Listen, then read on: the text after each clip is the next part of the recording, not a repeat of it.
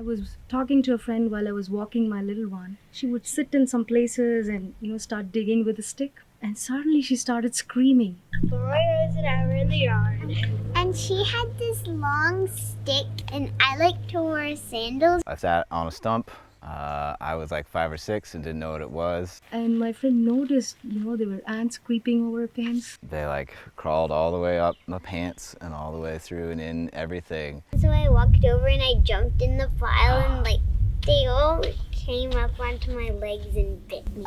All of a sudden I started getting stung everywhere. We had to undress her and she was screaming out of all those different things. So I ran screaming up to my mom, who was gardening in the backyard. The thing you want to do is get them off as quick as you can, and the hose was a good tool. And the next day, I'm just looking at her feet in the car. She has them all stretched out. They're these tiny shriveled pusty thingies, and I'm just I feel so bad for you. When she's outdoors, she's like, is there ants here? Is there ants here? Is there ants here? She was paranoid for a while.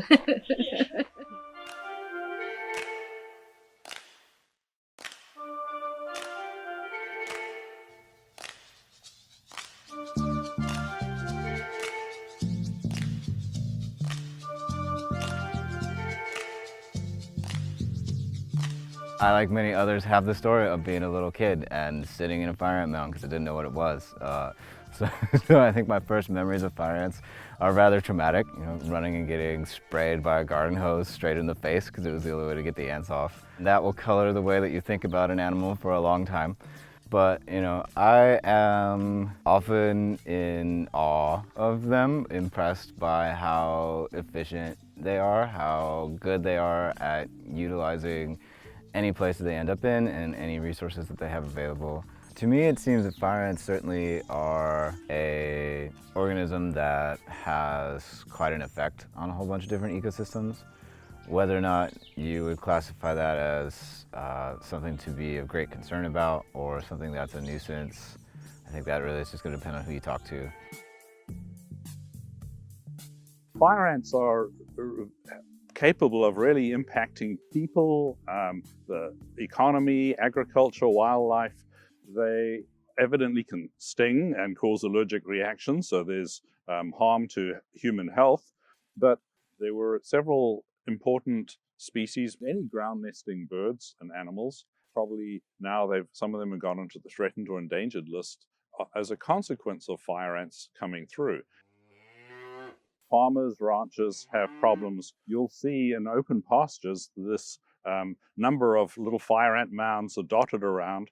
And obviously, if you have cattle and the cattle lay down to ruminate, chew the cud, you have some calves there. The fire ants get onto them and really impact their ability to have cattle. So we've heard that the amount of damage could be about as much as $6 or $8 billion per year of economic cost and loss in the United States as a whole.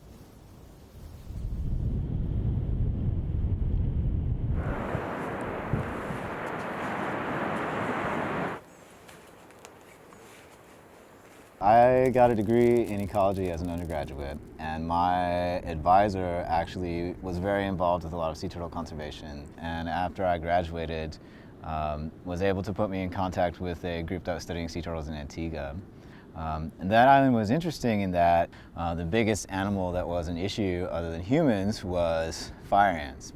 Fire ants that would get into the nest and attack the eggs and attack the hatchlings.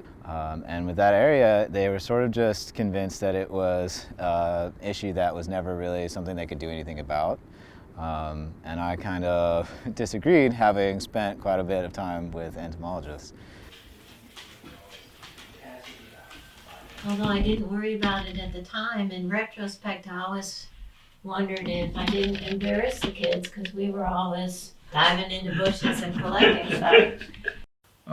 One of the reasons that when I initially encountered fire ants and things like turtle nests and felt like there was something that could potentially be done about it is that I grew up with an entomologist as a mother.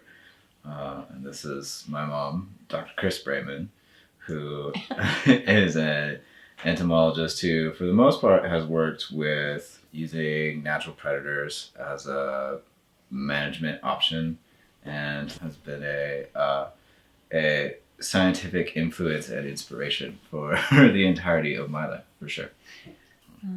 Even when he was just really little, his grandma got him a big bag of shells. And so he used to organize all the shells, classify things when you're 2 years old. The precursor to beach science. Right. Right?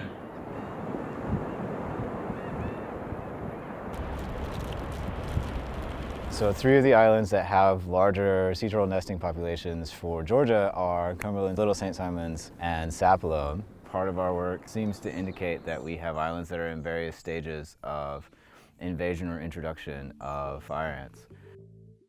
When I encounter people, oftentimes doing my field work and explain to them that I'm studying fire ants, one of the first things they often say is like, "Great, are you about to get rid of all the fire ants on the island? Are you going to come in and kill everything?" You know, a lot of people hear the work of like sea turtle conservation and fire ants, and immediate click is like, oh, so you're going to get rid of all the fire ants, we're going to save the sea turtles, like this very clean narrative. And having to explain like that is a possibility, like yes, love to do that, but in reality what he's doing is cataloging what is even on these beaches, you know, and people would think like, what do you mean what's out there? We know. It's like, actually we don't.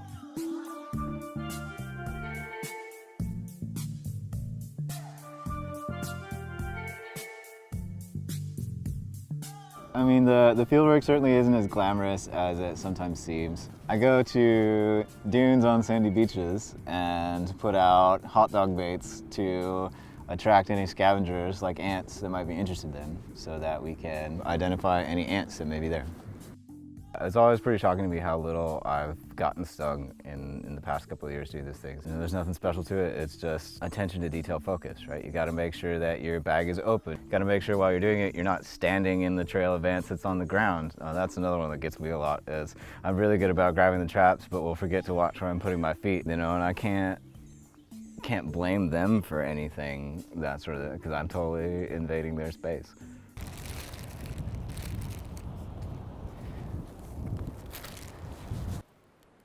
Depending on the species, with some of them, we'll only get a few. We can have up to 1,000, 1,500 in the busier samples, and especially in the fire ant samples. Fire ants can actually kill embryos inside of eggs just by stinging them. And so it's not always the case that they're even attacking hatchlings. Sometimes they just might be damaging the eggs inside the nest.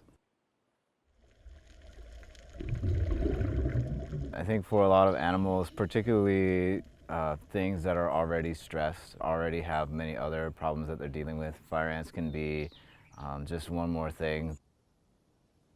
It's important to keep in mind that it's roughly something like 1 in 1,000 sea turtle hatchlings is going to make it to an adult. And there's particular nests, particular mothers, more often tends to successfully produce daughters that will be the sort of the next generation. And so if the one nest or the few nests that get hit by something, whether it's ants or raccoons or a coyote, was one of the nests that was going to be those successful daughters, like it can have a much bigger impact than it even seems.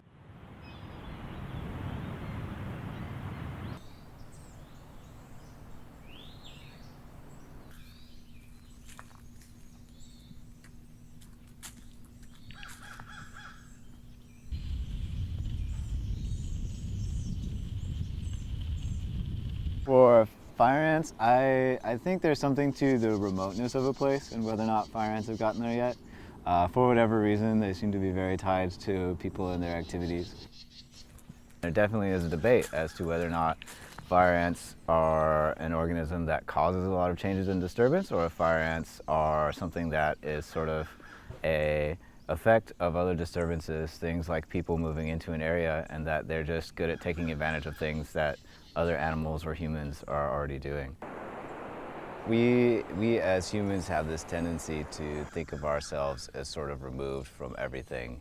And so you look at something that we treat as an invasive or an exotic species like fire ants, where we'll be concerned with all the changes that they make. And humans are quite good at altering the environment around them as well. It's hard to place definitive good or bad qualifiers on that sort of thing. It's just part of the biology of these things, much like humans are really good at taking advantage of opportunities, sometimes at the detriment of the environment and the other organisms around them.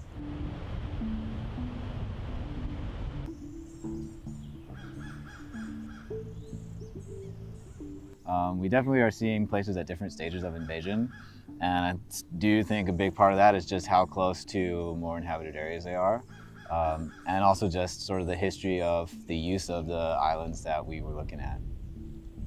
I think they're an organism that's here. They're an organism that needs to be better understood. The history of the last 100 years in the Southeast pretty much shows you that we're not going to get rid of fire ants, but we can learn ways of better managing them.